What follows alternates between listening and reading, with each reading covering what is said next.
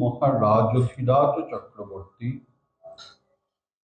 পরীক্ষিত মহাশয় স্বামীকে সেই হস্তিনাপুর গঙ্গা তীরে যদৃচ্ছাশ্রমে সমাগত হয়ে মহারাজ পরীক্ষিতের ঐকান্তিক প্রশ্নের উত্তর প্রদান করবার জন্য পরিবেশন করলেন নিখিল শাস্ত্র মথিত নবনীত বেদব্যাসের মহা তপস্যার ফলস্বরূপ অভিন্ন শ্রীকৃষ্ণ বিগ্রহ শ্রীমদ্ ভাগবত।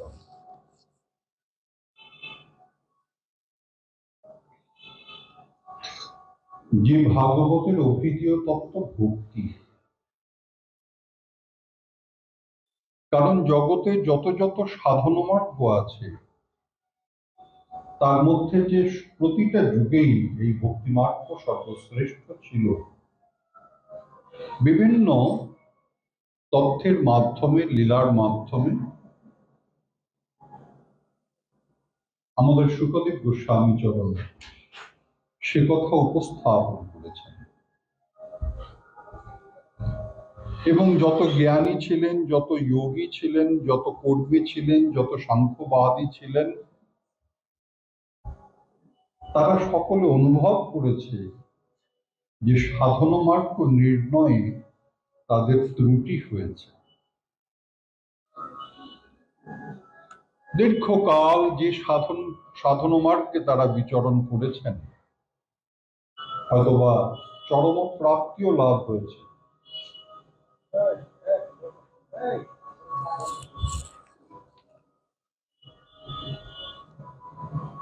যারা ব্রহ্মজ্ঞানী তারা ব্রহ্মানুভূতি লাভ করেছেন, কিন্তু এখন পরব্রহ্মের আস্বাদন করছেন। যারা ওই যোগী, যারা পরমাত্মার আস্বাদন করছিলেন, তারা এখন ভগবানের আস্বাদন পেয়েছেন। ওই আকার তো আছে, যে আকারে মাধুর্য নাই আর বিকার তো নাই নাই, এমন যে তত্ত্ব তার আরাধনা যে খুব একটা সরস নয়। যদি রসপূর্ণ ওই পরব্রহ্মের আস্বাদন লাভ করা যায়, যদি রসপূর্ণ ওই শ্রেষ্ঠ সাধন আস্বাদন করা যায়, তাহলে যে তার চাইতে শ্রেষ্ঠ আর কিছু হতে পারে না, সেটা ওই যোগীবৃন্দ অনুভব করেছে।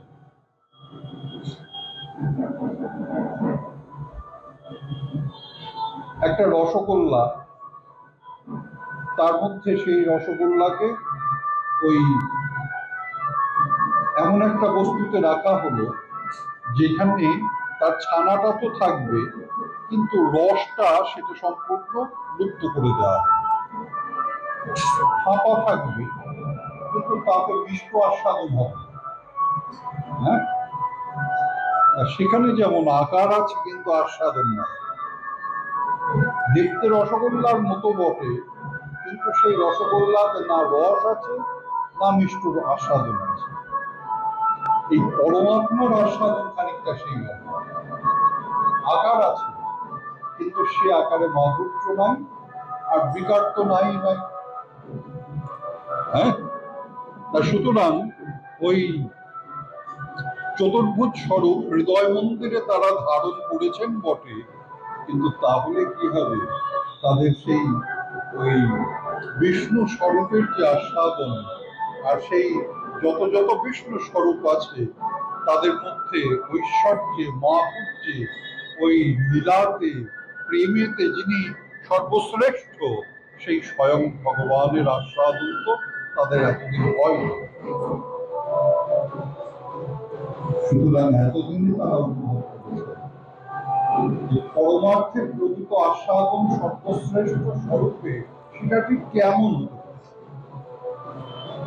হ্যাঁ,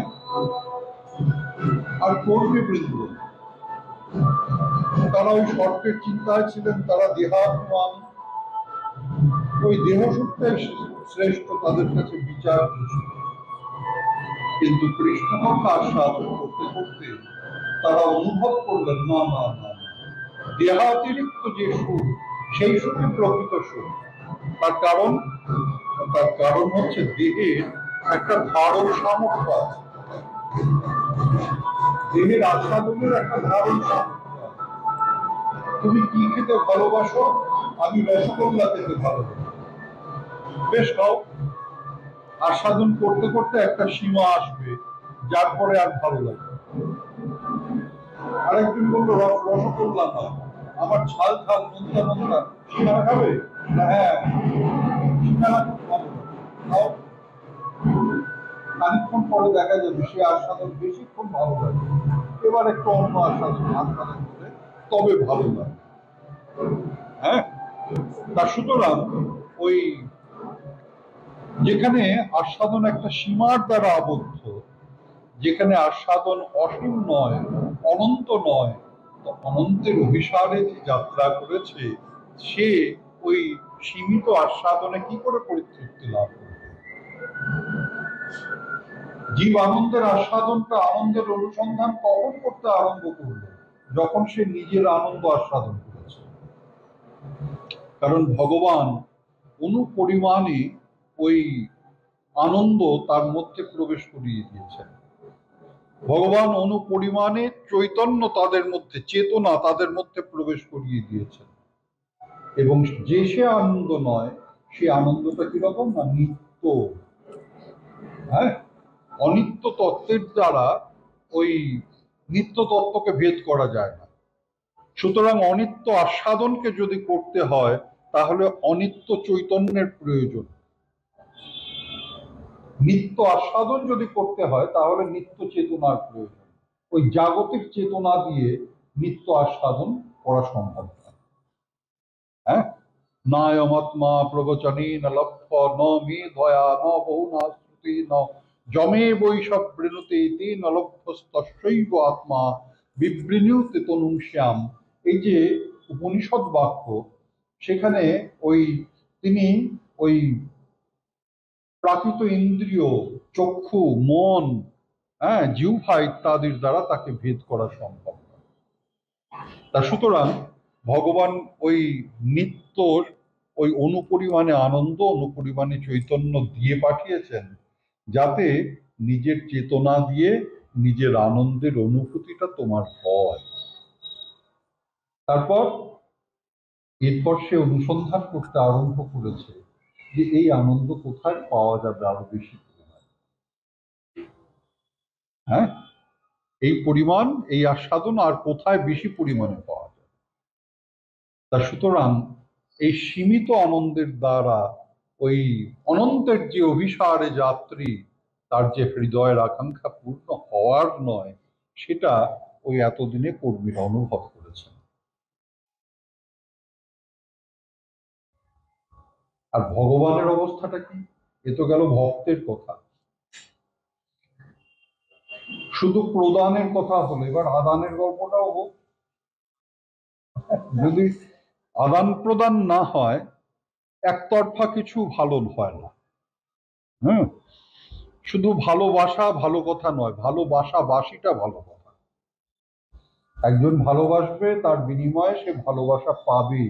এই ভালোবাসা বাসিটা যদি না থাকে, হ্যাঁ, ও ভালোবাসো, বাসো কেন, ঠিক আছে, এই তোমাকে না আমার তোমার জন্য দিন রাত, আমার প্রতিটা নিঃশ্বাস প্রশ্বাসে তোমার জন্য, ও আচ্ছা, হুম,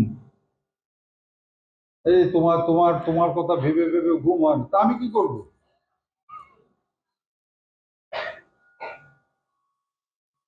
সে স্থায়ীভাবে রয়েছে, কিন্তু প্রেমের যদি বিনিময় না আসে, তাহলে পরে কিন্তু ওই সেই প্রেমের একটা শ্রেষ্ঠ যে ওই পর্যায়, সেই পর্যায়ে উন্নীত হতে পারে। এবার ভগবানের তরফটা দেখা দরকার। বলছেন ভগবানের চারটে আনন্দ। হ্যাঁ, স্বরূপানন্দ, ঐশ্বর্যানন্দ, মানসানন্দ, ভক্তানন্দ। তিনি নিজের স্বরূপকে আস্বাদন করেন। হ্যাঁ, তিনি নিজের ঐশ্বর্যকে আস্বাদন করেন। তিনি নিজের হৃদয়ের যে ইত্যাদি ইত্যাদির যারা যে হৃদয়ের ভাব, সেটা আস্বাদন করেন। আর কি, ওই যে ভক্তের সঙ্গে প্রেমের আদান প্রদান, হ্যাঁ, এটা তিনি আস্বাদন করেন। তাই ভগবানের যত যত আস্বাদন আছে তার মধ্যে কিন্তু সর্বশ্রেষ্ঠ আস্বাদ্য বিষয় হচ্ছে ভক্তানন্দ। হ্যাঁ, প্রীতি সন্দর্ভে আমাদের শ্রীল জীব গোস্বামী পাদ বললেন, ভক্তানন্দস্য সাম্রাজ্যম দর্শিতম। সাম্রাজ্য মানে কি? ধরো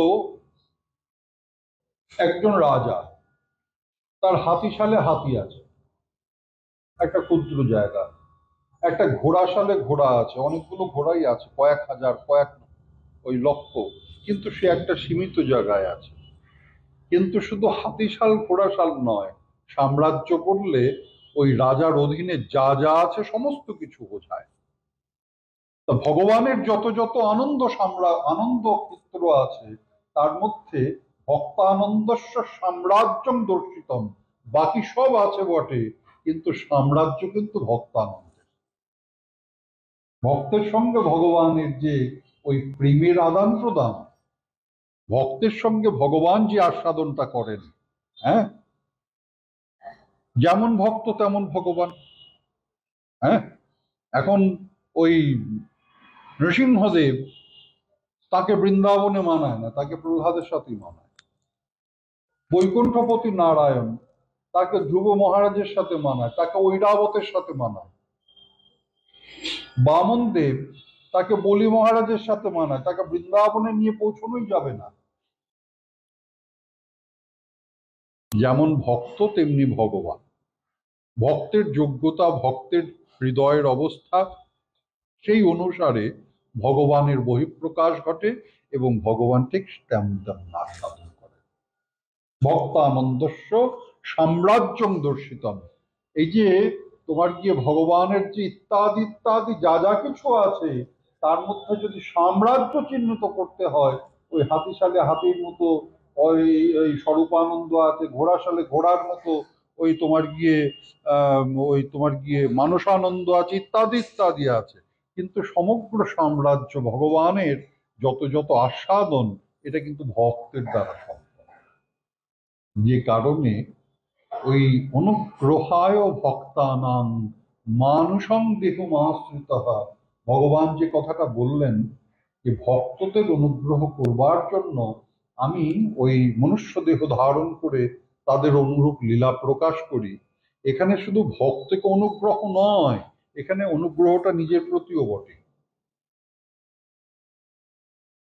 কারণ ভগবানের আবির্ভাবের যে অন্তরঙ্গ কারণ বহিরঙ্গ কারণ, সেখানে একটা নিজের স্বার্থও তো আছে। হ্যাঁ, বৃন্দাবনে ভগবান শ্রীকৃষ্ণ কেন এসেছেন? মুখ্য রূপে পরকীয়া রস আস্বাদন করবার জন্য। তিনি বাৎসল্য আস্বাদন করেছেন, সখ্য আস্বাদন করেছেন, দাস্য আস্বাদন করেছেন, শান্ত আস্বাদন করেছেন, কিন্তু তার মুখ্য আস্বাদ্য বিষয় হচ্ছে ওই পরকীয়া ভাব। তার কারণ সেখানে প্রেমের সর্বোৎকৃষ্ট অবস্থান আমরা দর্শন করি। তাত্ত্বিক বৃন্দ, রসিক বৃন্দ বর্ণনা করেছেন যে প্রেম যে শব্দটা বলা হয়েছে তার প্রমাণ যদি তুমি চাও তাহলে পরে ওই পরকীয়া ভাবেতেই আছে। ভগবান এটাই আস্বাদন করতে মুখ্য রূপে বৃন্দাবনে এসেছেন। আর এই ভক্তবৃন্দই হচ্ছে চালিকা। ভক্তের ইচ্ছায় সৃষ্টি, ভক্তবৃন্দের ইচ্ছায় পালন, ভক্তবৃন্দের ইচ্ছায় ওই সমস্ত কিছু লীলা প্রকাশ। আর আমাদের অবস্থাটা কি? ওই যখন একটা পাত্রে ওই চাল ভরা হচ্ছে, ঝুরঝুর ঝুরঝুর ঝুরঝুর করে চাল পড়ছে, এবার যখন ভর্তি হয়ে গেছে দুটো একটু ছিটকে পড়ে না, ডাল ভরা হচ্ছে, ভর্তি হয়ে গিয়েছে, তখন দুটো চারটে তো ছিটকে পড়ছে, যখন ভর্তি হচ্ছে হচ্ছে ভাব, তখন দু একটা ছিটকে ছিটকে পড়ছে। তো সেই ভক্ত তো আমরা নই, আমরা আছি সেই আশাতে দুটো একটু ছিটকে পড়বে, আমরা আশা, তাই ধারণ সামর্থ্য নাই। ওই যে সামান্য দু এক ছিটে, সেটাই ধারণ সামর্থ্য নয়। ভক্তবৃন্দ তো তাদের ভক্তির দ্বারা ধারণ সামর্থ্য একটা চরম পর্যায়ে নিয়ে গিয়ে উপনীত হয়েছেন। এখন ধারণ সামর্থ্য যদি না থাকে তাহলে পরে নিয়ে কি করবে? হ্যাঁ, একটা উদাহরণ সবসময় দিই, ধরো এই বক্সটা, এই দুটো বক্স কত দাম গো? হ্যাঁ, যাকে ধরে নিলাম বক্স দুটোর দাম 50,000 টাকা। হ্যাঁ, শব্দ হচ্ছে। এখন ধরা গেল এই বক্সের মাপে দুখানা সোনার টুকরো আছে এখানে, তার দাম কত হবে? ও মানুদা, কত দাম হবে?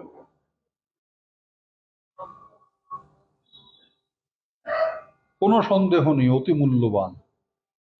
এখন এখানে কে বলবান আছে ওটা ঘাড়ে করে নিয়ে বাড়ি যাবে? যদি একটা শর্ত দেয়া হয়, এই এত বড় একটা সোনার খণ্ড আছে, যে ঘাড়ে নিয়ে বাড়ি যেতে পারবে তার।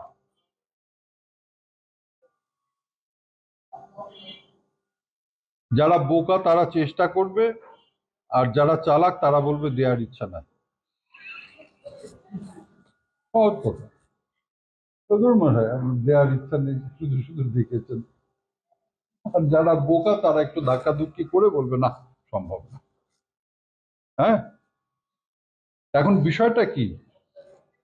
মূল্যবান বস্তু, কোনো সন্দেহ নেই।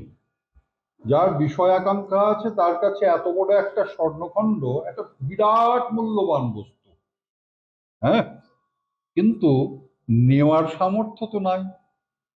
হ্যাঁ, ঠিক সেই রকম ভক্তবৃন্দ, তাদের যেমন ওই হৃদয় পাত্রে তাদের চরম ধারণ সামর্থ্য আছে। হ্যাঁ, সেই ভক্তবৃন্দ, তাদের করুণাই হচ্ছে আমাদের কাম্য। আমরা যে আস্বাদন করছিলাম, প্রহ্লাদ মহাশয় তারা অসুর কুমারদের তিনি উপদেশ প্রদান করছেন। এর আগে প্রথম দুদিন আমরা আস্বাদন করেছি। বিষয়টা কি না, প্রহ্লাদ মহাশয়কে অনেক নির্যাতন করা হলো। শেষ পর্যন্ত প্রহ্লাদ মহাশয় তো যেমন ছিল তেমনি করছেন। শেষ পর্যন্ত যখন নির্যাতন আরম্ভ হলো, প্রহ্লাদ মহাশয় মনে মনে চিন্তা করলেন, আচ্ছা, হ্যাঁ, একা একা করছিলাম, সহ্য হলো না, না? হ্যাঁ, কাউকে বিরক্ত করিনি, একা একা সাধন ভজন করছিলাম, তোমার সহ্য হলো না, তা ঠিক আছে, এবার হরিসভা বসাবো। এইবার তোমার ওই শুক্রাচার্যের গৃহেতে আমি একা ভজন করছিলাম, হরি ভজন করছিলাম, তোমার সহ্য হলো না, তুমি উৎপীড়ন নির্যাতন করে তুমি আমাকে সদা সর্বদা বিঘ্ন সৃষ্টি করলে, এবার হরিসভাই বসাবো। যেমন ইচ্ছা তেমনি ভগবান তো ভক্তের ইচ্ছাই পূরণ করেন। একদিন ওই শিক্ষকরা তারা কোনো দূর দেশে গিয়েছেন, এই সুযোগে অসুর বালক, তাদের সকলের বয়স 5 বছর বা 5-এর কম, তারা এসে প্রহ্লাদকে বললেন, ভাই প্রহ্লাদ, ইয়ে তোর মধ্যে যে ভাই যে একটা অপূর্ব বিকার দর্শন করি, এত নির্যাতন, এত নিশ্চয়ই তুই এমন কিছু আস্বাদন লাভ করেছিস যে কারণে, যে আস্বাদনের কারণে তোর কাছে এই নির্যাতন গুলো মনে হচ্ছে না। কি পেয়েছিস? কি পেয়েছিস? হ্যাঁ ভাই, আমাদের একটুখানি বলতো, কি করলে এমন হয়? কি এমন শ্রেষ্ঠ পেয়েছিস? আর যদি পেয়েছিস তো কি করলে আমরাও তোর মতো এমন শ্রেষ্ঠ আস্বাদন পেতে পারি? ভাই একটু বল দেখি। প্রহ্লাদ মহাশয় ভক্তমাত্রই সদয়, ভক্তমাত্রই পরোপকারী, ভক্তমাত্রই জগতের কাছে ওই হিতকারী, ভক্তমাত্রই পুরোহিত, জগতের কল্যাণ চিন্তাকারী। তা সুতরাং প্রহ্লাদ মহাশয় মনে মনে চিন্তা করলেন, এদের পথ প্রদর্শন করা উচিত। হ্যাঁ, বলতে আরম্ভ করলেন কি, শোনো ভাই, কৌমার ও আচরে প্রাজ্ঞ ধর্মান ভাগবতানিহ দুর্লভং মানসং জন্ম তদপ্য ধ্রুবমর্তদম। শোনো ভাই, কৌমার, কুমার অবস্থায়, বালক না, কুমার বলতে পঞ্চম বর্ষাভ্যন্তরে, 5 বছরের মধ্যে, ইহ ইহ জন্মনি, এই জন্মেতেই ভাগবতান ধর্মান আচরেত, ভাগবত ধর্ম আচরণ করা উচিত। হ্যাঁ, কেন আচরণ করা উচিত? না, বলছেন এই মানুষের এই যে মানব জন্মটা না, এটা অত্যন্ত দুর্লভ। হ্যাঁ, শুধু দুর্লভ নয়, জন্ম তো অনেক আছে, পশু জন্ম আছে, পক্ষী জন্ম আছে, কীট জন্ম আছে, তরুলতা জন্ম আছে, এরাও তো জীব। বলছেন যে না, এই মনুষ্য জন্ম অর্থদম, তুমি যে সাধন ভজন করবে, তুমি যে পরমার্থ করবে, তার তুমি ফললাভ করবে। সুতরাং এই মনুষ্য জন্মটা দুর্লভ। আর কি? অধ্রুবম, আজ আছো কাল না থাকতে পারো। শুধু তাই নয়, আজ আছো কাল মানুষও না থাকতে পারো। পরজন্মে তুমি মনুষ্য জন্ম লাভ করবে, মানব জীবন লাভ করবে, তার কোনো নিশ্চয়তা নাই। তোমার কর্ম তোমাকে কোন জনিতে নিয়ে গিয়ে ফেলবে তার কিন্তু কোনো ঠিকানা নাই। ওই 84 লক্ষ জনি ভ্রমণ করতে করতে করতে করতে কোনো এক অতি বিশেষ কারণে তুমি মানব জন্ম লাভ করবে।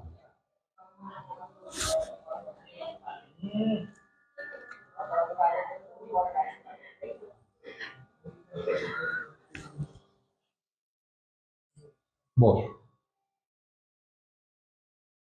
সমাধান হয়ে গেল, তারপর তুই যাচ্ছিস সমাধান করতে।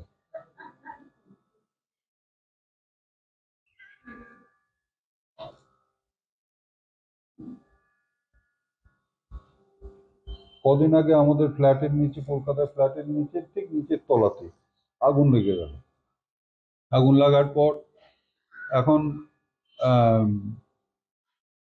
অবশ্যই এইটা আমার গিন্নিরই কৃতিত্ব, বলতে যে পোড়া পোড়া দাগ, পোড়া পোড়া গন্ধ বেরোচ্ছে। তাহলে আমি বললাম এসি অফ করে দাও, আমি তখন ঘুমিয়ে পড়েছি। এসিটা তাড়াতাড়ি অফ করে দিল। তারপর বলছে তাও পোড়া গন্ধ বেরোচ্ছে, বলো ও কিছু না, ঘুমিয়ে পড়ো। আমাকে ধাক্কা ধুক্কা দিয়ে জাগা। কারণ উঠে যখন পড়েছি তদন্ত করতেই হয়, ঘুমটা যখন চটকেই গিয়েছে।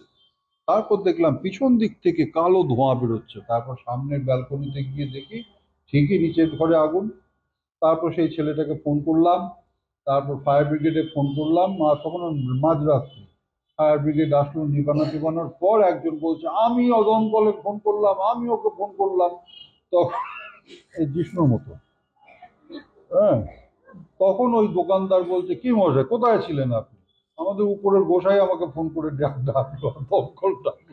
সে আবার মুখ থোবড়া করে পালিয়ে গেল, যেমন জিষ্ণু এখানে আবার বসে পড়লো সেরকম।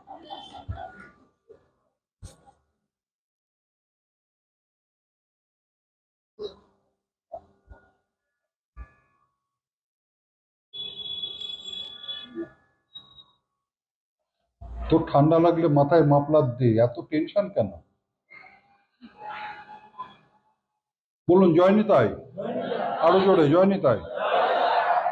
না হলো না, হলো না,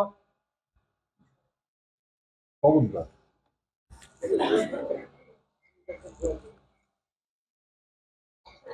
অধ্রুবম, অধ্রুবম মানে আজ তুমি মানুষ হয়ে জন্মেছ, মৃত্যুর পরে আবার মানুষ হবে তার কিন্তু কোনো নিশ্চয়তা নাই।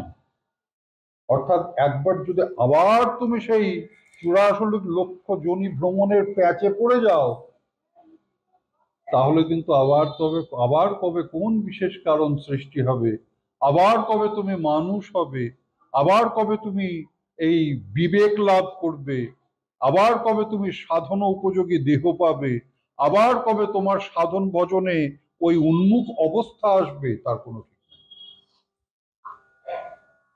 সুতরাং অধ্রুবম, তাহলে কি কর্তব্য কি? না, প্রহ্লাদ মহাশয় বললেন যে শোনো ভাই, 5 বছরের মধ্যে তোমাকে ভাগবত ধর্ম আচরণ করতে হবে। তার কারণ কি?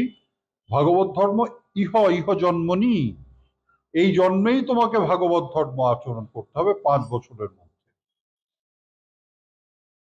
পশুর বালকরা বলল কেন ভাই, যৌবনে করলে দোষ কি? প্রহ্লাদ মহাশয় বললেন যৌবন অব্দি বাঁচবো, তার নিশ্চয়তা কি? হ্যাঁ, যৌবন অব্দি বাঁচবে তার নিশ্চয়তা কি? বলো, কথাটা তো ঠিক। যদি পরের জন্মে করি, বলো অধ্রুবম, পরের জন্মে মানুষ হবে তার নিশ্চয়তা কি? শেষে বললেন, ভাই এই বালক অবস্থায়, এই ছোট্ট বয়স, বুঝতে পারবো না পারবো, এই অল্প সময়ে সিদ্ধি লাভ করবো, তার নিশ্চয়তা কি? বলে তার নিশ্চয়তা আছে।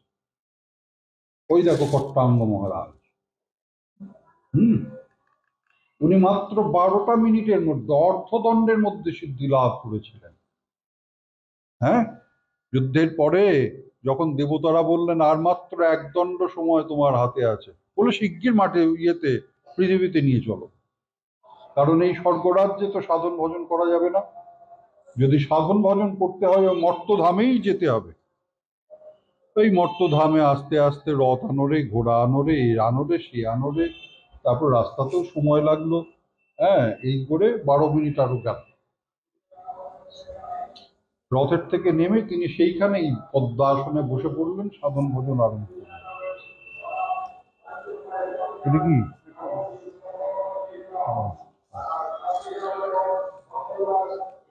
আরম্ভ করলেন এবং মৃত্যুর পূর্বে তিনি সিদ্ধি লাভ করলেন। তা সুতরাং ভাই, প্রমাণ আছে এই অল্প সময়ের মধ্যেও সিদ্ধি লাভ করা যায়। সুতরাং কর, এতদূর আমরা সাধন করেছিলাম, এখন মধ্যে জট পাকিয়ে দিয়েছে একটা শব্দ, কৌমার আচরে প্রাজ্ঞ ধর্মান ভাগবতা নিহ। প্রাজ্ঞ ব্যক্তি, প্রাজ্ঞ ব্যক্তি এই 5 বছরের মধ্যেই কিন্তু তোমার গিয়ে ওই সাধন ভজন ভাগবত ধর্ম আচরণ করবে। কে করবে? কৌমার ও আচরেত প্রাজ্ঞ, যে প্রাজ্ঞ ব্যক্তি সে 5 বছরের মধ্যেই কিন্তু সাধন ভজন আরম্ভ করবে। প্রাজ্ঞ কাকে বলছে? প্রাজ্ঞকে বলছেন হেয় পায়াদি বোধ বিশিষ্ট জন। শঙ্করাচার্য বললেন নিত্যানিত্য বিবেক বিশিষ্ট। হ্যাঁ, যার হৃদয়ে নিত্যানিত্য বিবেক আছে, কোনটা নিত্য কোনটা অনিত্য সেই বিবেক আছে। অমঙ্গল কাকে বলে? হ্যাঁ, আমি নিত্য বস্তু, আমার দেহটা অনিত্য বটে, কিন্তু আমি তো নিত্য। আমার দেহটা অনিত্য, পাঞ্চভৌতিক দেহ, মৃত্যুর পরে আমার এই পাঞ্চভৌতিক দেহের কোনো অস্তিত্ব থাকবে না। যদি দাহকৃত্য হয় আগুনে পুড়ে যাবে, যদি সমাধি দেওয়া হয় তাহলে একটু বেশি সময় লাগবে। হ্যাঁ, সমাধির পরে যদি দাহ সমাধি কিছুই না হয় তাহলে পচতে পচতে পচতে পচতে একটা সময় কীট পতঙ্গ খেতে খেতে খেতে খেতে দেহটা বিলীন হয়ে যাবে। হ্যাঁ, তা সুতরাং এই দেহটা অনিত্য, কিন্তু আমি তো নিত্য। দেহি যে, দেহের যে মালিক সে তো দেহ নয়, দেহের মালিক হচ্ছে আমি, আমার জীবাত্মা। আমার জীবাত্মার স্বরূপ হচ্ছে এই দেহের মালিক, এবং এটাই প্রকৃত আমি। হ্যাঁ, সে তো নিত্য। এখন নিত্য বস্তুকে যদি অনিত্য বস্তু দিয়ে আনন্দ দেওয়ার চেষ্টা করা হয় তখন তাকে অমঙ্গল বলে।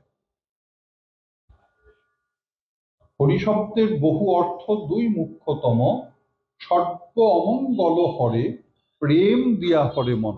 চৈতন্য চরিতামৃতে বললেন হরিশব্দের বহু অর্থ দুই মুখ্যতম। হরিশব্দ, হরির অর্থ কি? হরি বলতে আমরা জানি ভগবান শ্রী। বলছেন যে না, হরি বলতে সিংহ হয়, হরির অর্থ সাপ হয়, হরির অর্থ জল হয়, হরির অর্থ পদ্ম হয়, হরির বহু অর্থ আছে। হ্যাঁ, বলছে হরি শব্দের বহু অর্থ, দুই মুখ্যতম, দুটো অর্থ প্রধান। কোন দুটো অর্থ? সর্ব অমঙ্গল হরে যে, সে হরি, প্রেম দিয়া মন যে হরে সে হরি। আমার সমস্ত অমঙ্গল যিনি হরণ করে নেন তিনি হচ্ছেন হরি, আর অমঙ্গল হরণ করার পরে আমার হৃদয় মন্দিরটা বা হৃদয় পাত্রটা তো শূন্য হয়ে গেল। এতদিন ঘরটা ওই ভুসি দিয়েও তো ভর্তি ছিল, এবার সেই ভুসিও যখন বার করে দেওয়া হলো তারপরে তো আর ঘর শূন্য হয়ে গেল। সেই শূন্য ঘরকে যিনি প্রেম দিয়ে পূর্ণ করে দেন তিনি হচ্ছেন শ্রীহরি। হ্যাঁ, তা এই যে সর্ব অমঙ্গল, এই অমঙ্গল শব্দের অর্থে আমার একাধারে ওই প্রপিতামহ তথা পরাৎপর শ্রী গুরুদেব প্রভু প্রাণগোপাল গোস্বামী তিনি ব্যাখ্যা করছেন অমঙ্গল কি, আর নিত্য স্বরূপ জীবের সম্মুখে অনিত্য বস্তু ভোগ্য বস্তু রূপে উপস্থাপন করলে তাতে অমঙ্গল হয়। বিষয়টা কিরকম না, বিষয় হচ্ছে গরুর ভোজ্য বস্তু কি, তৃণ, ঘাস, লতা। তাকে যদি মাংস খাওয়ানো যায় গরু বাঁচবে? বাঁচবে না। বাঘের খাদ্য কি, মাংস। তাকে যদি ঘাস খাওয়ানো আরম্ভ করা যায় সে বাঁচবে? বাঁচবে না। সুতরাং যার যেটা গ্রহণীয় তাকে সেটাই দেওয়ার প্রয়োজন। হ্যাঁ, ঘটনা তো তাই হলো। নিত্য জীব, অনিত্য বিষয়, অনিত্য ওই অনিত্য যে মোহ ইত্যাদির কবলে পড়ে তার মৃত্যু ঘটে গিয়েছে, মৃত্যুর অত্যন্ত বিস্মৃতি। যেমন গরুকে মাংস খাওয়ালে গরু মরে যাবে পেট খারাপ হয়ে, আমাদের অবস্থা তাই হয়েছে, মৃত্যু ঘটে গিয়েছে। কি মৃত্যু, কিসের মৃত্যু হয়েছে না আমি কে আমি জানি না। কাউকে যদি জিজ্ঞাসা করা যায় তুমি কে, বলে আমার নাম অমুক, আমার পিতার নাম অমুক, আমি অমুক জায়গায় থাকি। এটা কি প্রকৃত পরিচয় হলো? শাস্ত্র বলছে না গো, এটা তুমি দেহের পরিচয় বললে। হ্যাঁ, এখন কেউ একটা ক্যাডবেরিসের চকলেট, হ্যাঁ, সে একটা প্লাস্টিকের মোড়কটা আছে, সেই মোড়কটাকে যদি কেউ চকলেট ভেবে দাঁতে কামড়াতে আরম্ভ করে তাহলে চলবে? তাহলে বলি ঘটনা। এখন আমার দিদির বিয়েতে সেই আগরতলা থেকে সবাই এসেছে। আমাদের তখন সমগ্র ত্রিপুরা রাজ্যের সভাপতি ছিল সুরেশ দাস। হ্যাঁ, আমার বিয়ের ঘটনা, আমার বিয়েতে সুরেশ দা বেঁচে ছিল, তাহলে তাই হবে। হ্যাঁ, ঠিক, ঠিক আছে, তাই হলো, যা মেনে নিলাম, যা যা তাই হলো, যা মেনে নিয়েছি। যাই হোক, তার এখন আম, নিয়ে হয়েছে কি তখন সেই ওই ফুটো ফুটো ফুটো ফুটো চকচকে সোনালি এক রকমের মোড়ক, তার মধ্যে পানটা ঢুকিয়ে এটা দিয়ে পানটা খুব সুদর্শন করে দেওয়া হয়েছে, আমার বাবা ব্যবস্থা করেছে। এখন সেটা যে খুলে ভেতর থেকে পানটা টান মেরে বার করে খেতে হবে সে তো তখন জানে না। হ্যাঁ, এখন সুরেশ দা করেছে আর সবাই খুলে বার করে নিয়ে বুঝে খেয়েছে। সুরেশ দা ওইটা দেখে বলে বাপরে, বাবা তো সোনার পান বানিয়ে দিয়েছে, এইগুলো ওই শুদ্ধ চিবাতে আরম্ভ করেছে। দুই একবার চিবিয়ে বললে এটা কেমন, কেমন পান, হ্যাঁ হ্যাঁ, এই প্যান্টটার পানটা ছোট হচ্ছে না, এটা কেমন পান, এটা কেমন। তখন যখন বার করেছে তখন থেকে ওই প্লাস্টিক শুদ্ধ চিবোচ্ছে। এখন বিষয়টা কি, ওই যে চকলেটের যে মোড়কটা আছে সেই মোড়কটা চকলেট ভেবে খেলে এই দশাই হয়। হ্যাঁ, তা সুতরাং এই যে পরিচয়, আমার নাম অমুক, আমি অমুক জায়গায় থাকি, আমার বাবার নাম অমুক, আমি অমুক, আমি তমুক ইত্যাদি যে পরিচয়গুলো, এগুলো প্যাকেটের পরিচয়, আভ্যন্তরীণ বিষয়বস্তুর পরিচয় নয়। আভ্যন্তরীণ বিষয় কি না, আমি জীবের স্বরূপ হয় নিত্য কৃষ্ণ দাস। আমার গৌর সুন্দর কৃষ্ণ চৈতন্য, যিনি জগৎকে কৃষ্ণ চেতনা প্রদান করলেন, সেই কৃষ্ণ চৈতন্য তিনি বললেন শোনো সনাতন, জীবের স্বরূপ হয় নিত্য কৃষ্ণ দাস। জীবের একটাই স্বরূপ, সেটা হচ্ছে সে নিত্য কৃষ্ণ দাস। হ্যাঁ, এই কৃষ্ণের যে দাসত্ব এটা কোনো নতুন বস্তু নয়, এটা তার নিত্য স্বরূপ, যে স্বরূপের লয় ক্ষয় হবে না, ত্রিকাল সত্য। হ্যাঁ, এই ত্রিকাল সত্য যে স্বরূপ সেটা কি না, সে হচ্ছে নিত্য কৃষ্ণ দাস। সে কৃষ্ণের নিত্য দাস ভগবান শ্রীকৃষ্ণ, সেই যে অনন্ত কোটি ব্রহ্মাণ্ডের যিনি অধীশ্বর, যার ইচ্ছা শক্তিতে অনন্ত কোটি ব্রহ্মাণ্ড সৃষ্টি হয়েছে। হ্যাঁ, তার খুব নিকটের জন হে, আলতু ফালতু নয়। জগতের সর্বশ্রেষ্ঠ ঐশ্বর্যের যিনি পূর্ণ মূলাধার, তার বড় নিকটের নিবিড় সম্পর্ক তার সাথে। তুমি হচ্ছ সে, তুমি কি যে সে? তুমি নিজেকে সামান্য ভাবো, তুমি তুচ্ছ জীব ভাবো, তুমি ভাবো এখন তখন অবস্থা তোমার না গো, এখন তখন অবস্থা না। আজকে সকালেই গল্প ছলেই বলছিলাম, তখন বলছিলাম যে দুদিনের জীবন কার সাথে কথা হচ্ছে, বললো না না দুদিনের জীবন না, আপনি আপনি না থাকলে কি করে হবে। আমি বললাম যে আমি মরে গেলেও থাকবো, আমার মৃত্যু নাই। তাকে যেন বলছিলাম যে আমি মরে গেলেও থাকবো, তোমার এই গুরু থাকবে, আমার এই দেহটার মৃত্যু হোক কিচ্ছু আসে যায় না, আমি থাকবো, আমার মৃত্যু নেই, আমি আছি, থাকবো। হুম। এই যে নিত্য কৃষ্ণ দাস, যে যার কোনো লয় ক্ষয় হবে না, হ্যাঁ, এই যে অনুভবটা নিত্য কৃষ্ণ দাস, সেই অবস্থাটা সে ভুলে গিয়েছে। ওই যে বললাম যে ওই যার যেটা খাদ্য নয়, যার যেটা গ্রহণীয় নয়, সে যদি সেই বস্তু গ্রহণ করতে আরম্ভ করে, পেট খারাপ হয়ে মৃত্যু হবে, অপুষ্টির কারণে মৃত্যু হবে, কারণ সেই বস্তু সে হজম করতে জানে না। এখন জীবের গ্রহণীয় কি? নিত্য তত্ত্ব, নিত্য বস্তু, সে নিজে নিজে নিত্য, সে আত্মার স্বরূপ, সে জীবাত্মার স্বরূপ, সে হচ্ছে নিত্য বস্তু। কিন্তু সে গ্রহণ করছে কি? অনিত্য বিষয়, এই জাগতিক যে বস্তু আজকে আছে কালকে নাই, এমন সমস্ত বস্তু নিয়ে সে প্রেমানন্দে ডুবে আছে, সে আর আনন্দের সীমা পরিসীমা নেই। তার ফলে কি হয়েছে না, তার ফলে মৃত্যুর অত্যন্ত বিস্মৃতি। বলছেন মৃত্যু, দেহের পতনকে মৃত্যু বলে না। মৃত্যু হলে কি হয় গো? মৃত্যু হলে ঘটনাটা কি ঘটে? হ্যাঁ, যে মরলো তারপর তো তার আত্মীয় স্বজন বন্ধু বান্ধব যারা ঘনিষ্ঠ তারা তো কান্নাকাটি করবেই, যারা সত্যি তাদের হৃদয়ের সাথে সম্পর্ক, কান্নাকাটি করলো, আবার তারাই সাজিয়ে গুজিয়ে বাড়ি থেকে বার করে দিল। দেরি করলে তাদেরই কয়েকজন কাঁদতে কাঁদতে বলবো আর দেরি করিস না, এরপরে ফুলে উঠবে।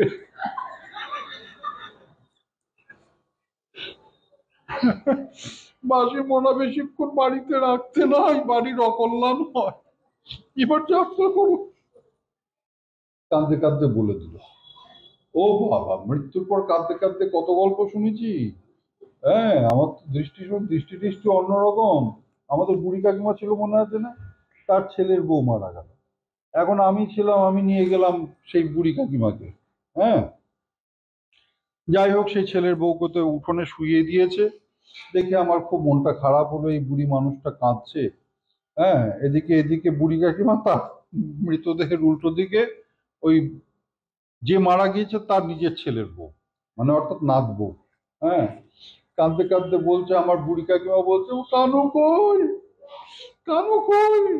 তখন সে আবার তার কানুর বউ কাঁদতে কাঁদতে বলছে, ও তো কাজে গিয়েছে। তখন বুড়ি কাকিমা কেঁদে বলছে, কিছু খাওয়া গেছে। তারপর সে আবার বলছে, হ্যাঁ, সকালে ভাত করে দিয়েছিলাম, ভাত খেয়ে গিয়েছে। আমি বললাম, অবাক কাণ্ড, এ তো কেঁদে কেঁদে দিব্যি গল্প করছে।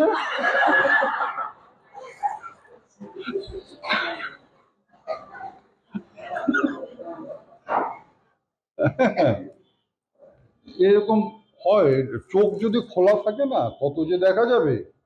হ্যাঁ, এরকম বহু আছে ঘটনা, আমার দেখা তো মানে বলে শেষ নাই। আস্তে আস্তে মানুষের পেটে খিল। এখন কি হয় মৃত্যু হলে?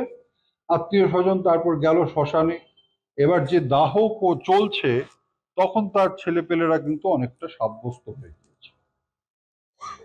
হ্যাঁ, ছেলেপেলেরা সাব্যস্ত হয়ে গিয়েছে, তারপরে কি কি করতে হবে সেই সমস্ত কথাবার্তা বলছে। তারপর যে বন্ধুরা আকুলি বিকুলি হয়ে কাঁদছিল তারা আবার কেউ চা খেতে আরম্ভ করেছে, কেউ ধূমপান আরম্ভ করেছে, তাদের মধ্যে অল্প স্বল্প গল্প টল্প হচ্ছে। আরে তারপর ইয়ে হলো, ওই যে ইলেকশন হলো, ওটার কি খবর রে? ইলেকশনে তো অমুকের অমুক হলো, ও তাই না? 1 মাস গেল, কাজ টাজ হয়ে গিয়েছে, মানুষজন অনেক স্বাভাবিক।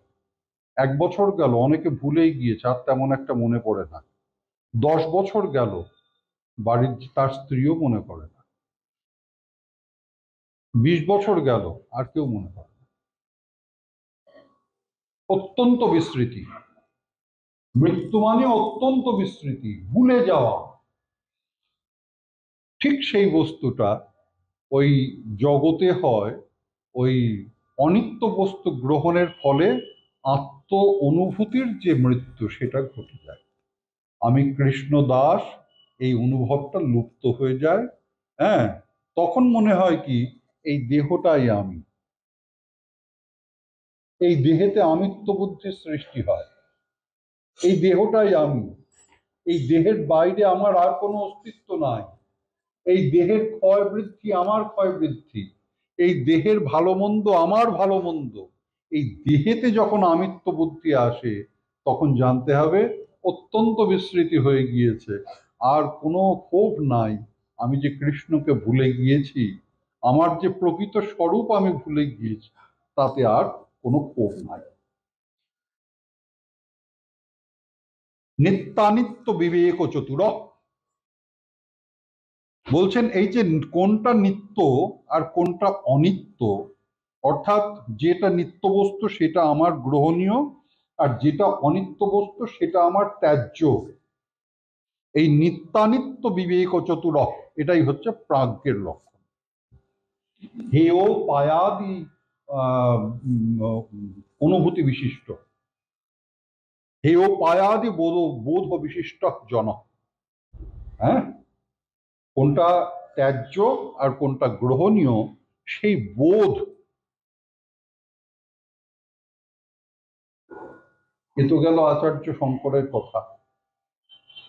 তিনি কি বললেন? শ্লোকার্থেন প্রবক্ষ্যামি যদুক্তং গ্রন্থ কোটিভিঃ ব্রহ্ম সত্যং জগন্মিথ্যা মিথ্যা জীব ব্রহ্মৈব না পর।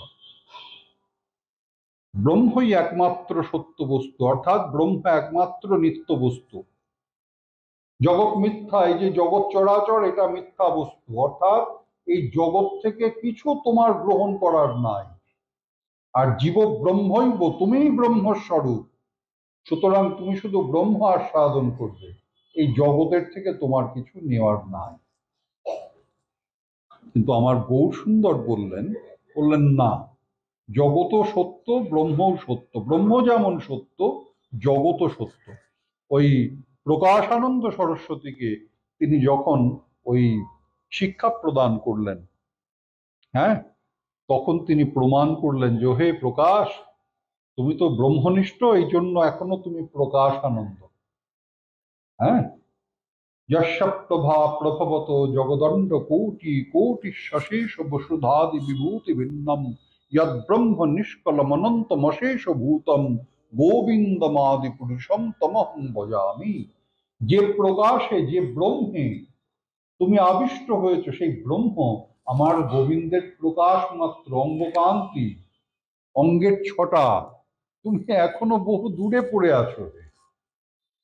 হ্যাঁ, তুমি এখনো বহু দূরে পড়ে আছো। প্রকৃত ব্রহ্মকে যদি আস্বাদন করতে হয় তাহলে পরে কিন্তু তোমাকে কৃষ্ণচরণে মন প্রাণ সমর্পণ করতে হবে। যেই মাত্র তিনি কৃষ্ণচরণে মন প্রাণ সমর্পণ করলেন, আমার গৌর সুন্দর তার নাম রাখলেন প্রবোধানন্দ সরস্বতী। এই প্রবোধ যে শব্দটা, এটাই হচ্ছে প্রাজ্ঞ শব্দ, প্রকৃষ্ট বোধের অধিকারী। বোধটা কি না, সেটা হচ্ছে ঠাকুরমশাই বললেন, বিচার করিয়া মনে ভক্তিরস আস্বাদনে মধ্যস্থ শ্রী ভাগবত পুরাণ। বিচার করিয়া মনে ভক্তিরস আস্বাদনে মধ্যস্থ। আমি যেমন তেমন ভাবে আস্বাদন করব না, কারণ ভক্তাভাস বলে একটা বস্তু আছে, ভক্তির মতো কিন্তু ভক্তি নয়। হ্যাঁ, ভক্তির মতো দেখতে যেটা, সেটা আমি ভাগবতের সাথে মিলিয়ে দেখব। মধ্যস্থ শ্রী ভাগবত পুরাণ, আমি যা যা আস্বাদন করব, ওই শ্রীমৎ ভাগবতীয় যে সিদ্ধান্ত আছে সেই সিদ্ধান্তকে মধ্যে রেখে আস্বাদন করব, তার সাথে আমি মিলিয়ে দেখে আস্বাদন করব। শ্রীমদ্ ভাগবত কি বললেন? সেই নিমি মহারাজ তিনি নবযোগেন্দ্রকে প্রাপ্ত হয়েছেন। প্রাপ্ত হয়ে তিনি জিজ্ঞাসা করলেন, অত আত্যন্তিকং ক্ষেমং পৃচ্ছাম ভবতো নঘা সংসারেস্মিন ক্ষণার্ধোপি সৎসঙ্গঃ সেবধীর নৃণাম। হে যোগেন্দ্রবৃন্দ, আমার একটা প্রার্থনা আছে। অত আত্যন্তিকং ক্ষেমং পৃচ্ছাম, অত আত্যন্তিকং ক্ষেমং পৃচ্ছাম। কি আমি জিজ্ঞাসা করছি? না, আমি আত্যন্তিক ক্ষেম অর্থাৎ নিরতিশয় মঙ্গলম। আত্যন্তিক ক্ষেমটা কি? না, টিকাতে বলছেন নিরতিশয় মঙ্গলম। শ্রীদর্শন যার যার চাইতে শ্রেষ্ঠ মঙ্গল আর হতে পারে না। মঙ্গল কার? আমার দেহের নয়, পাপ পুণ্যের বিচার নয়। মঙ্গল বলতে যে ঘটনা ঘটলে শ্রেষ্ঠ গতি হয়।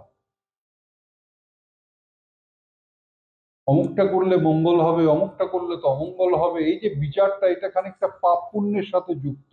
এটা যারা দেহাভিমানী তারা করবে। কিন্তু বলছেন এখানে মঙ্গল বস্তুটা পাপ পুণ্য বস্তুর সাথে যুক্ত নয়। সেটা কি? এমন কিছু ঘটনা যেটা ঘটলে শ্রেষ্ঠ প্রাপ্তি ঘটে বা শ্রেষ্ঠ গতি প্রাপ্তি হয়, এটাই মঙ্গল। তা বলছেন, ও আমি তো চশমা পড়ছি না, তাই তো বলি এগুলো দেখতে পাচ্ছি না কেন, পিঁপড়ে পিঁপড়ে লাগছে কেন? এই তো পরিষ্কার দেখতে পাচ্ছি। তুই তো বলবি? হ্যাঁ, এটা কোনো কথা? চাদর গায়ে দিয়ে বসে আছিস তুই? এই তুই কলিযুগের ভাই? হ্যাঁ, এরকম একটা অবস্থা কলিযুগে।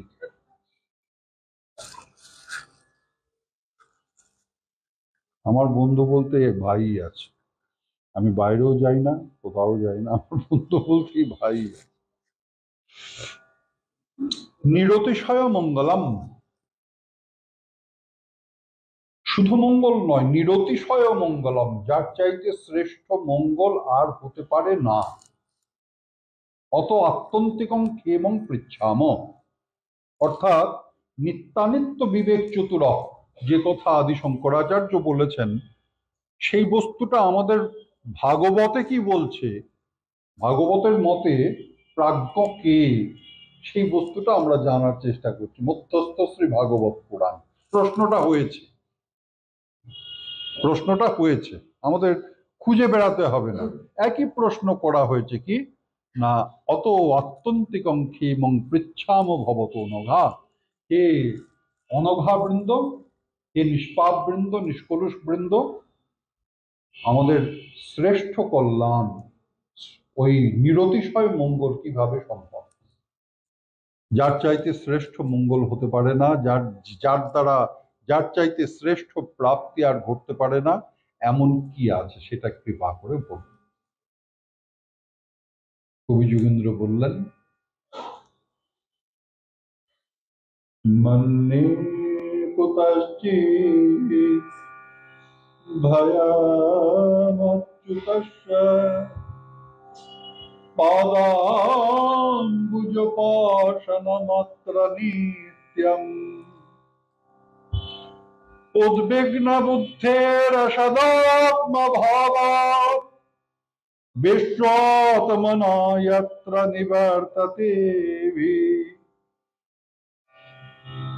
মন্যে কুতশ্চিৎ ভয়মচ্যুতস্য।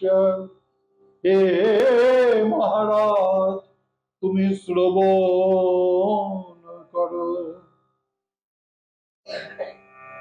মন্যে কুতশ্চিৎ ভয়মচ্যুতস্য পাদাম্বুজোপাসনা মাত্র নিত্যম। প্রতিনিয়ত শ্রীকৃষ্ণ চরণে, অচ্যুত বলতে এখানে গোবিন্দ চরণ, প্রতিনিয়ত গোবিন্দ চরণের সাথে যদি নিজেকে জড়িয়ে ফেলতে পারো,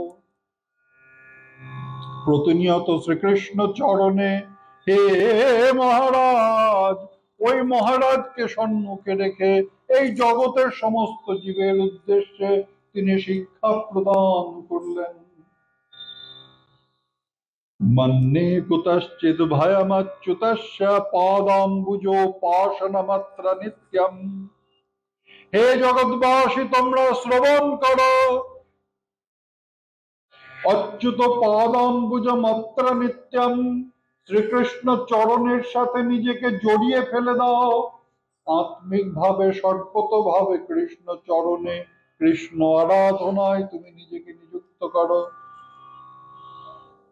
উদ্বিগ্ন বুদ্ধের অসদাত্মভাবাৎ, অসৎ আত্মভাবাৎ উদ্বিগ্ন বুদ্ধে, নিজের সম্বন্ধে তোমার যে ভুল ধারণা, সেটাকে তুমি দেহটাকে আমি ভেবে বসেছ, তুমি দেহটাকেই তুমি ভেবে বসেছ। না ভাই না, অন্যরা, তুমি দেহটাকেই তুমি ভেবে বসেছ। এই জিষ্ণু দেহটাকেই নিজে আমি ভেবে বসেছে।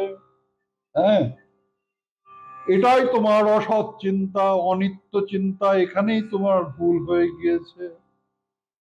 বিশ্বআত্মনা ইয়াত্রা নিবর্ততেভি, যদি কৃষ্ণ চরণে তুমি নিজেকে সমর্পণ করতে পারো, তাহলে আর চিন্তা নাই। ওই কৃষ্ণ কৃপায়, ভক্তির কৃপায় সমস্ত ভয়ের থেকে তুমি মুক্তি লাভ করবে।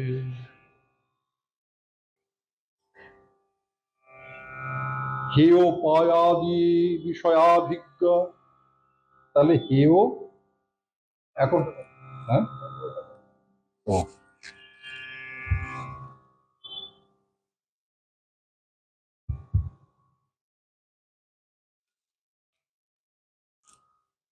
কবি যোগেন্দ্র, নামটা কি? কবি, কবি। হুম, কবি মানে কি, যে কবি গান হয় দেখা যায় না, নাই গোসাই, পাই খাই, হয় না কবি গান? হ্যাঁ, এটা ওটা সেটা বলে নাই, তারপর খাই, পাই, শেষের অক্ষর, শেষের শব্দটা, গোসাই, জল, ফল।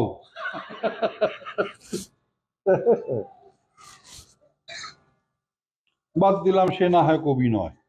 তাহলে কবিকে বলছেন যে, বলছেন এখানে টিকাতে বলছেন কবি, কবি নিপুণত্রিক, যার নিপুণ দর্শনের সামর্থ্য আছে, অর্থাৎ যে ওই প্রাজ্ঞ, হেয় পায়াদি বিষয়াভিজ্ঞ, হ্যাঁ, নিজে প্রাজ্ঞ, শুধু তাই নয়, যে জগৎকে সেই পথ দর্শন করাতে পারে, সে হচ্ছে প্রাজ্ঞ। আমাদের কবি হচ্ছে সেই প্রাজ্ঞ ব্যক্তি। তা তিনি বললেন যে, হে মহারাজ, শ্রবণ করো, ওই মন্যে কুতশ্চিৎ ভয়মচ্যুতস্য পাদাম্বুজ উপাসনা মাত্র নিত্যম, অচ্যুত পাদাম্বুজ উপাসনা মাত্র নিত্যম, উদ্বিগ্ন বুদ্ধে, উদ্বিগ্ন বুদ্ধির কারণে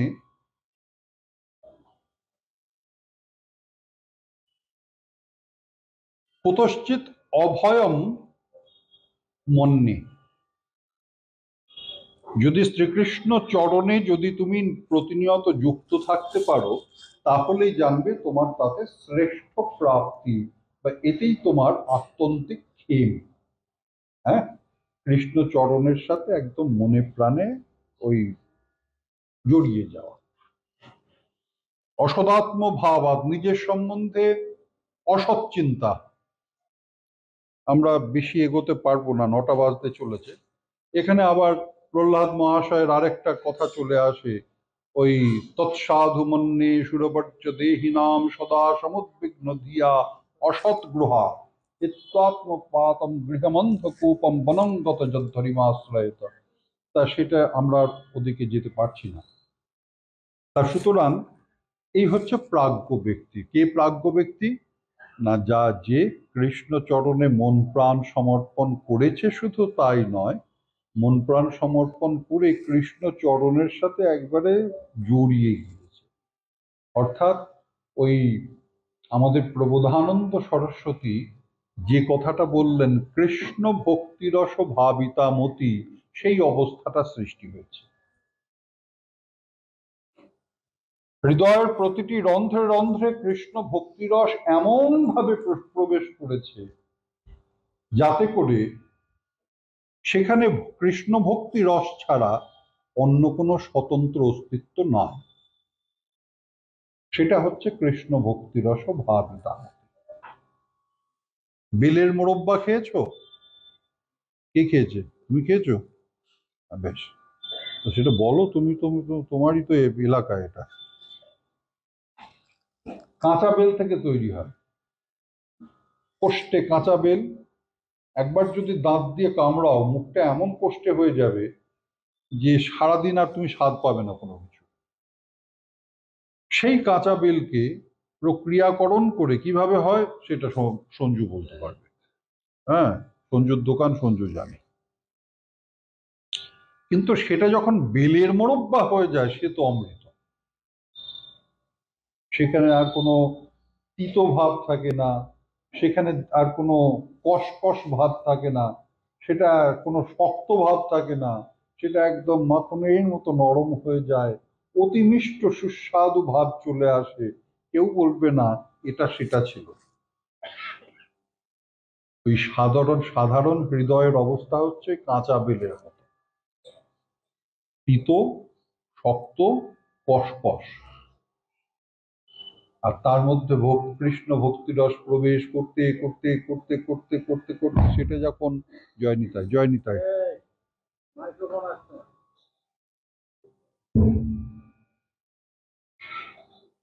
ওই প্রক্রিয়াকরণের পরে সেটা যখন ওই কৃষ্ণময়, ওই রসময় হয়ে যায়, কৃষ্ণময় হয়ে যায়, তখন সেটাকে বলা হবে কৃষ্ণ ভক্তিরস ভাবিতামতি। এই হচ্ছে প্রাণ। যে হৃদয়ে কৃষ্ণ ভক্তিরস ছাড়া কোনো স্বতন্ত্র অস্তিত্বই নাই, আস্বাদন তো দূরের কথা। অস্তিত্ব থাকলে তো আস্বাদন হবে। হ্যাঁ, প্রাণ। এখন প্রশ্নটা অন্য জায়গা। এখন প্রহ্লাদ মহাশয় কি বললেন? কৌমার ও আচরে প্রাক্ষ ধর্মান ভাগবতানি। সমস্যাটা তো এখানে। হে বয়স্যবৃন্দ, হে সখাবৃন্দ, কৌমারে পঞ্চম বর্ষাভ্যন্তরে প্রাজ্ঞ ব্যক্তি ইহজন্মনি ভাগবত ধর্ম আচরণ করে বা করা উচিত। এখন প্রশ্নটা কোথায়? 5 বছর বয়সের মধ্যে এমন অবস্থা কার সৃষ্টি হয়েছে? একটা 5 বছরের শিশু, সে ভালো মন্দের কি বোধ রাখে? হ্যাঁ, একটা 5 বছরের শিশু পঞ্চম বর্ষাভ্যন্তরে, 5 বছরও এখনো স্পর্শ করেনি, তার পূর্বে 4+ বয়স, তার কি কর্তব্য? না তার এইখানেই তোমার সাধন ভজন আরম্ভ করা কর্তব্য। তার কি করা কর্তব্য? না ভাগবত ধর্ম আচরণ করা কর্তব্য। বলছে কে? কোনো ফালতু মানুষ নয়, কোনো পাগলা নয়, জগতের শ্রেষ্ঠ একজন ভক্ত, ভক্ত শিরোমণি, ভক্ত প্রহ্লাদ বলছেন, যিনি মাতৃগর্ভ থেকে সাধন ভজন আরম্ভ করেছেন। এখন ঘটনা হচ্ছে, যদি বলা যায় 5 বছরের মধ্যে, কেন না সেদিন আমরা পূর্বে আস্বাদন করেছি যে 5 বছরের পরে হৃদয়ে কামের প্রবেশ ঘটে। আমাদের যে ষড়রিপু আছে না, কাম, ক্রোধ, লোভ, মোহ, মদ, মাৎসর্য, এই ষড়রূপীর মধ্যে সবচেয়ে তীব্র, সবচেয়ে ক্ষমতা সম্পন্ন রিপু হচ্ছে কাম। হ্যাঁ, কাম রিপু হচ্ছে সবচেয়ে তীব্র রিপু। তা বলছেন যে শোনো, 5 বছরের পরে হৃদয়ে কামের প্রবেশ ঘটে। তা সুতরাং সেইটা প্রবেশ করবার পূর্বেই কিন্তু ওই প্রগাঢ় সাধন ভজনে প্রবেশ করা উচিত, বা সাধন ভজনে প্রবেশ করা উচিত। এখন এই সমস্ত হেয় পায়াদি ওই মানে বিচার কার মধ্যে আছে? নিত্যানিত্য বিবেক 5 বছরের মধ্যে কোথা থেকে হবে? ওই যে ওই আত্যন্তিক আত্যন্তিক ক্ষেমের যে অনুভূতি 5 বছরের মধ্যে সম্ভব? তাহলে কি প্রহ্লাদ মহাশয় ভুল বললেন? বলছেন যে না, প্রহ্লাদ মহাশয় ভুল বলেন। বিশেষ যদি হয় তাহলে সম্ভব, সাধারণ যদি হয় তাহলে এটা পিতামাতার কর্তব্য। হ্যাঁ, বালক যদি বিশেষ হয় তাহলে সম্ভব। যেমন আমার জ্যাঠামশাই ছিলেন রাধাকৃষ্ণ গোপীকৃষ্ণ গোস্বামী। হ্যাঁ, উনি জাতিস্বর ছিলেন। 3 বছর বয়স, তখন ওই পুরীতে যাচ্ছেন। হ্যাঁ, আর তখন তো বাড়ি ঘর ছিল না, ট্রেনের থেকে জগন্নাথের চূড়া দেখা যেত। আমরাও দেখেছি ছোটবেলায়, আমরাও দেখেছি, এখন আর দেখা যায় না। ওই নদীটা যখন পার করে তারপরেই জগন্নাথের চূড়া দর্শন হতো। আমরা ছোটবেলায় যখন যেতাম, এই নদী পার হচ্ছে, এই চূড়া দেখা যাবে, চূড়া দেখা যাবে করে আমরা ওই দিকে গিয়ে তাকাতাম, আর চূড়া দর্শন হতো। আর তো আরো আগে তো আরো স্পষ্ট ছিল, চূড়া দেখা যাচ্ছে, ওই দর্শন করে হঠাৎ করে চিৎকার করে বলে, এই সবাই ওঠো, সবাই ওঠো, ওই তো জগন্নাথ, ওই তো জগন্নাথ বলে ট্রেনের মধ্যে দণ্ডবত প্রণাম করছেন 3 বছরের শিশু। প্রভু প্রাণগোপাল খুব মন দিয়ে দর্শন করলেন, দর্শন করে বললেন, যদু গোপাল, ও আর থাকবে না, ওর যাওয়ার সময় হয়ে গেছে। তারপরের বছরই উনি দেহ রক্ষা করেন, 4 বছর বয়স, এই উৎসবের মধ্যে। হ্যাঁ, এটা বিশেষ ক্ষেত্র, হতে পারে না তা নয়, হতে পারে, কিন্তু সাধারণের ক্ষেত্রে, বলছেন সাধারণের ক্ষেত্রে এটা কর্তব্য হচ্ছে অভিভাবকের, বিশেষত পিতামাতার। পিতামাতার কর্তব্য কি না, 5 বছরের মধ্যে তার সন্তান, সে কন্যা হোক পুত্র হোক, তাকে সাধন ভজনে প্রবেশ করিয়ে দেওয়া, তাকে তখনই সাধন ভজনের পথে তার দিক উন্মুখ করে দেওয়া, এবং তাকে ওই উদ্বুদ্ধ করা, তাকে উৎসাহিত করা, যাতে তার মানব জন্ম সফল হয়। কিন্তু দিনটা তো বড় খারাপ হয়ে গিয়েছে। কলির যে একটা চরম অবস্থা, সেটা তো এখন বোঝা যাচ্ছে। পিতামাতারা কি পাঠাবে, তারা তো নিজেই এখনো পথে নাই। হ্যাঁ, পিতামাতারা পাঠাবে কি, তারা তো নিজেই এখনো পথে নাই। দীক্ষা নেওয়ার অনুভূতি অনেকের মধ্যে নাই। দীক্ষা নিয়েছে অভ্যাসের বসে, জপান্নিক করে না। কেউ জবাহ্নিক করে অভ্যাসের বসে, সেই যে 10 বার আরম্ভ হয়েছে তার আর বৃদ্ধি করার কোনো আকাঙ্ক্ষা নয়। হ্যাঁ, ওই গ্রন্থ চর্চা নাই, ইচ্ছাও নাই। এখন তার সন্তান যদি তাকে জিজ্ঞাসা করে, আচ্ছা বাবা, আচ্ছা মা, আমরা ধর্মাচরণ কেন করব, সেই উত্তর কি দেওয়ার যোগ্যতা পিতামাতার আছে?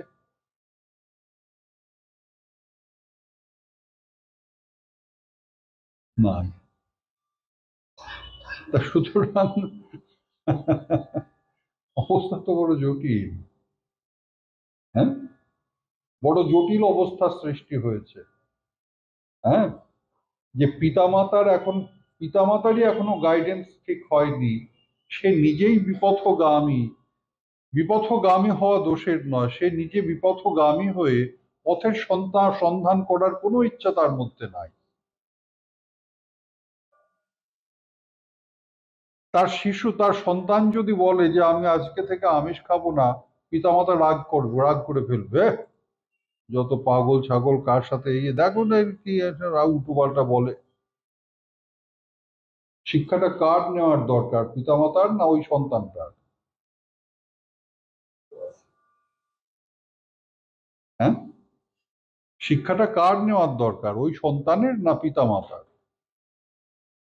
সুতরাং বলছেন যে প্রাজ্ঞ ব্যক্তি, এখানে প্রাজ্ঞ ব্যক্তি কি করবে না, প্রাজ্ঞ ব্যক্তি 5 বছরের পূর্বেই তার সন্তানকে ভাগবত ধর্ম আচরণের পথে অগ্রসর করবে।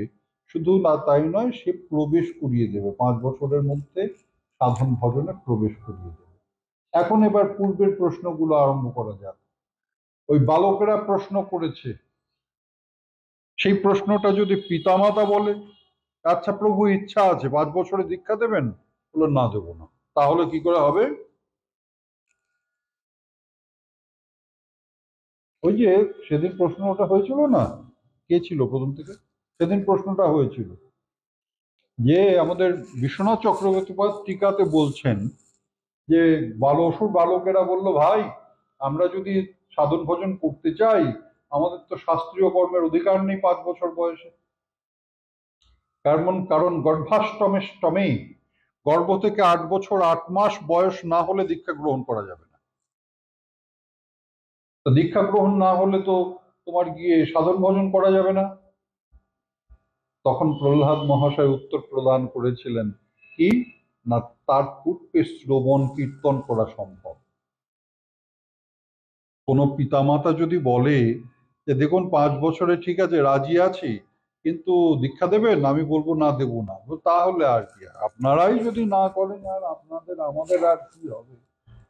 আপনাদেরই ঠিক নাই, আপনাদের।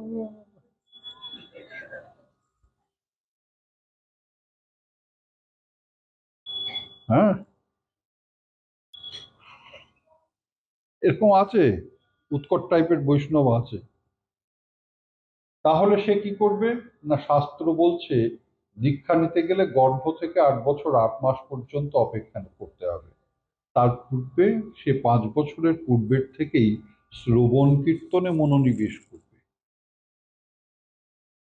হরিকথা শ্রবণ, ভক্ত কথা শ্রবণ, হরিকথা কীর্তন, ভক্ত কথা কীর্তন।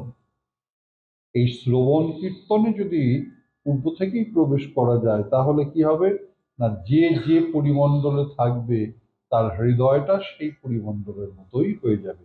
সেদিন উদাহরণ দিয়ে বুঝিয়েছিলাম। হ্যাঁ, একজন বিলেত থেকে ঘুরে এসে বলতে, জানিস ইংল্যান্ডের কাকাতুয়া সেও ইংরেজি বলে। বলিস কি, পাখি ইংরেজি শিখলো কি করে? কি বলছিস, পাখি ইংরেজি শিখলো? আরে ও তো ইংরেজি শোনে, তুমি না বাংলা বলো বলে তোমার কাকাতুয়া বাংলা বলে। হ্যাঁ, ওই কাকাতুয়া যে পরিমণ্ডলের মধ্যে থাকবে সে সেই ভাষাই শিখবে। সে যদি হিন্দি ভাষীদের মধ্যে থাকে সে হিন্দি বলবে, সে যদি ইংরাজি ভাষীদের মধ্যে থাকে সে ইংরাজি শিখবে, সে যদি স্প্যানিশ ভাষীদের মধ্যে থাকে স্প্যানিশ শিখবে, সে যদি চীনা ভাষাভাষীদের মধ্যে থাকে তাহলে চুংচাং পিং পাং বলবে। বাবা, এটা এত হাসি নাকি? আমি তো বুঝতেও পারিনি।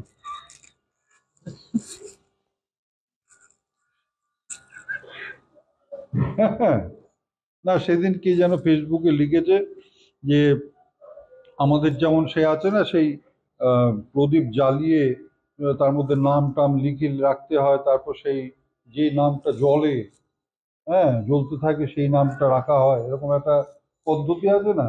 চীনের পদ্ধতি হচ্ছে ওই বিভিন্ন রকমের বাটি নাকি মাটিতে ফেলে, ওই বাটিটা পড়ে টুং টুং টুং টুং টুং টুং টুং টুং টুং, ওইটাই নাম।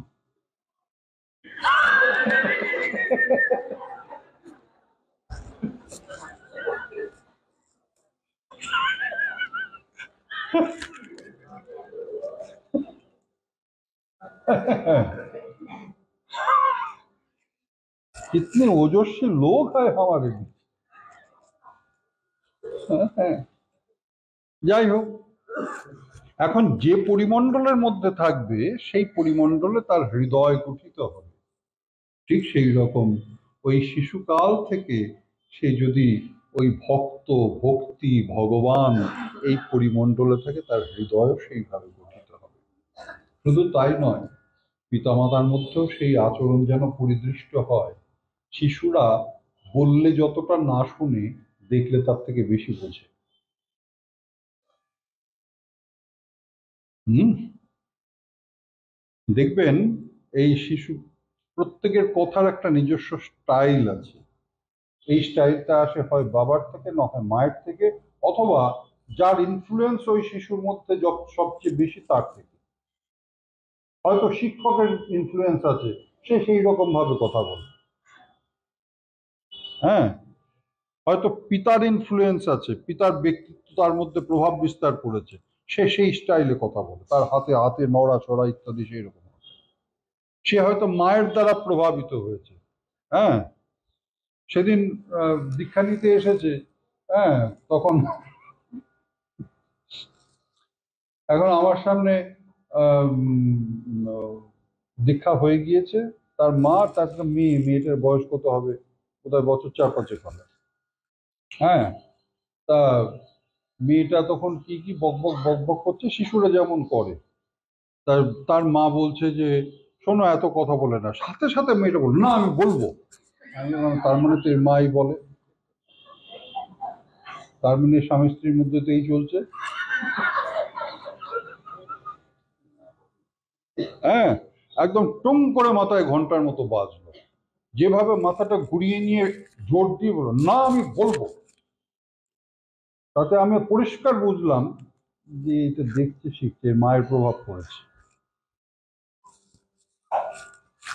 হ্যাঁ, তা সুতরাং যে যে পরিমণ্ডলের মধ্যে থাকবে এবং যা দেখবে, ওই যে শিশুরা, মা বলে দেয়নি এইভাবে বলবো বলো, কিন্তু সে দেখে শিখে ফেলে দিয়েছে একদম হুবহু, দীপ্ত ভাবে। প্রভুর কৃপায় তার যেখানে বিয়ে হবে সে ভালোই থাকবে। এখন থেকে তৈরি হচ্ছে, ভালো সৈনিক তৈরি হচ্ছে, বলিষ্ঠ।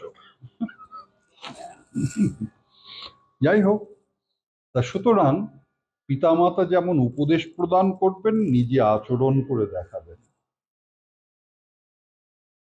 পিতামাতা যেমন উপদেশ প্রদান করবেন, নিজে আচরণ করে দেখাবেন। আমার শ্রীমানকে আমি রেয়াজ কর রেয়াজ কর বলে বলে বলে বলে পারি না, পরে আমি অনুভব করি যে আমি তো নিজে করি না। তার কারণ আমি যখন রেওয়াজ করেছি, আজ থেকে হয়তো 20-30 বছর আগে, সেই জীবনটা ও দেখেনি। ও যদি দেখতো তাহলে ও করতো। আমি নিজে করছি না, মুখে বলছি, সেই জন্য ও করে। যদি আমিও রোজ রেয়াজ করতে বসতাম তাহলে ও করতো। এটাই ঘটনা। হুম, সুরে তো গাইছি, এমনি এমনি তো আর সুরে সুরে গান হচ্ছে না। সুরে গাইতে গেলে রেওয়াজ করতে হয়। তো শুধু এককালে আমি রেওয়াজ করেছি বলে এখনো পর্যন্ত বেসুর তত একটা হয় না। তোমার বয়স কত হয়েছে বাবা? 25। তা 25 হলে তুমি 25 বছর একজন রেওয়াজ করতে দেখেছো? তাহলে কতটা রেওয়াজ আমি করলে 25 বছর পরে পর্যন্ত সুরে গাইছি? তখন করেছি, তাই বলে এখনো যাতা চলছে, তাই না? তা সুতরাং আমি এটা অনুভব করেছি। ও যদি আমাকে আমার সেই রেওয়াজের সময়টা নিজে চোখে দেখতো, তাহলে পরে ওকে রেওয়াজ করতে বলতে হতো না, ও নিজেই করতো। এখন দেখছে যে বাবাই তো কই রেয়াজ টেয়াজ করে না, দিব্যি গান করে, তাহলে আমিও পারবো। হয় না বাবা, সাধনা ছাড়া সিদ্ধি হয় না। তা সুতরাং প্রাজ্ঞ ব্যক্তি কি করবে না, পঞ্চম বর্ষাভ্যন্তরে তার শিশুর 5 বছর হওয়ার পূর্বেই প্রাজ্ঞ পিতামাতা তার সন্তানকে ওই ভাগবত ধর্মের আচরণে প্রবেশ করাবে। শুধু তাই নয়, তাদের সন্তানের পূর্ব থেকেই যেন তাদের নিজেদের ভাগবত ধর্মে আচরণের অভ্যাস থাকে। একটা জিনিস জানবেন, যে সন্তান আপনার জন্য ভালো, সে আপনার জন্য ভালো, সে আপনার পরিবারের জন্য ভালো, সে আপনার পাড়া প্রতিবেশীর জন্য ভালো। হ্যাঁ, আপনি যদি অসুখ না হন। হ্যাঁ, সে আপনার পাড়া প্রতিবেশীর জন্য, আমি চোরের ছেলে চোর হয়েছে, আমার ছেলেটা চমৎকার, সে পাড়ার জন্য ভালো না। তা আপনি, যে আপনার জন্য ভালো, প্রকৃতই যে ভালো, সে আপনার জন্য ভালো, পাড়ার জন্য ভালো, সে আপনার শহরের জন্য ভালো, সে আপনার দেশের জন্য ভালো, সে পৃথিবীর জন্য ভালো, সে বিশ্বের জন্য ভালো। যে মন্দ সে আপনার জন্য মন্দ, পরিবারের জন্য মন্দ, প্রতিবেশীর জন্য মন্দ, শহরের জন্য মন্দ, দেশের জন্য মন্দ, বিশ্বের জন্য মন্দ, জগতের জন্য মন্দ।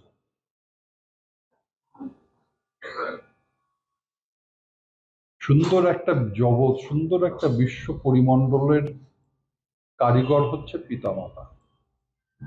তা সুতরাং পিতামাতার হাতে বিরাট দায়িত্ব।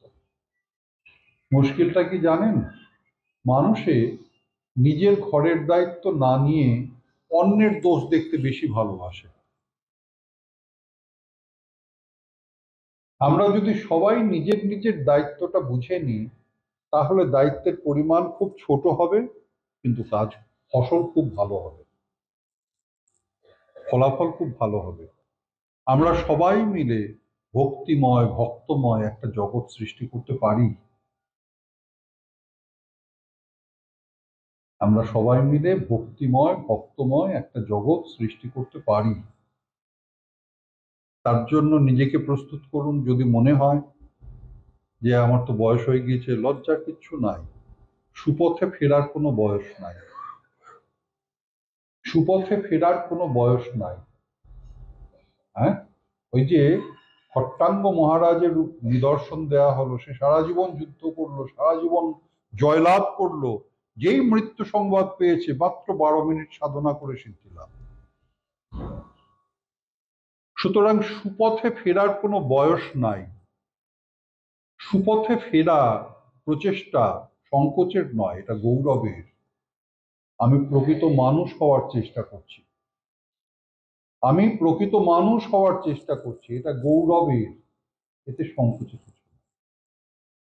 হ্যাঁ, তা সুতরাং আপনারা নিজেরা নিজেদেরকে পরিশীলিত করুন এবং নিজের সন্তানদের সেই পথে প্রেরণ করুন। প্রহ্লাদ মহাশয় এই কথাটাই জগতের উদ্দেশ্যে প্রদান করেছেন। শ্রোতৃমণ্ডলী, শ্রী শ্রী গুরু নির্যান মহামহোৎসব এবছর তার 93তম বর্ষ। এই গান কি করবো? অঞ্জনরা তো আসেনি, অঞ্জনরা তো আসেনি। কি রান্না আছে?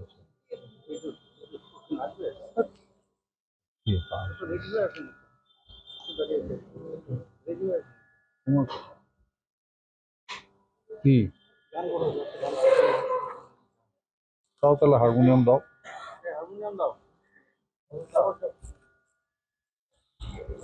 এই বছর তার 93তম বর্ষ স্পর্শ করলো।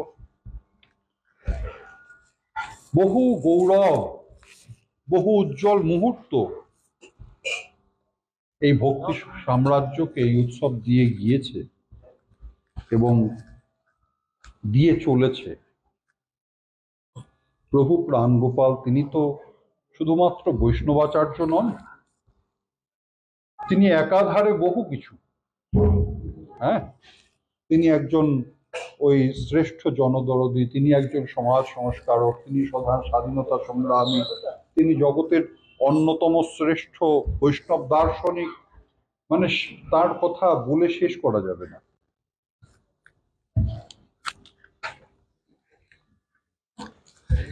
তিনি যে উৎসবের পরিমণ্ডল সৃষ্টি করে গিয়েছেন, ওই কোনায় বসো, ওই কোনা, আমার চোখের সামনে বসো, চোখের সামনে বসো, আমার চোখে এসো।